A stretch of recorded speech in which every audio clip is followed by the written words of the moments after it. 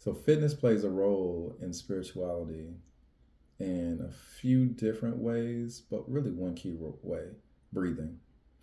If you really have to boil it down to one thing, it's just breathing. It's being able to control your breathing, or really changing your breathing in a way that allows for altered states of consciousness and allowing you to control those altered states. So in other videos, I talked about how you have receptors in your brain, not your mind, but you have receptors in your brain that allow you to reach different states of consciousness. Now you have to complete those circuits. You have to connect those receptors with something that's going to activate them. And you can do this either with an external source, or you can do this with your own, through your own abilities. So through fitness and exercise, again, breathing, the ultimate goal, through these methods of training, you can activate those receptors. I've done it with running. I've done it with yoga. I've done it with,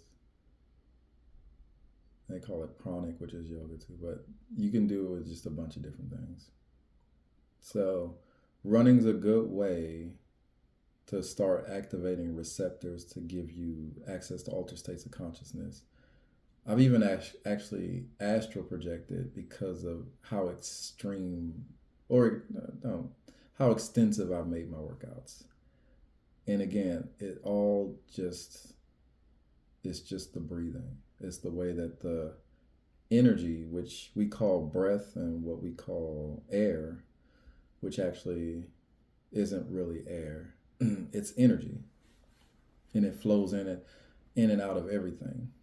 Just think of it as, think of oxygen, or think of air as a medium, just like water.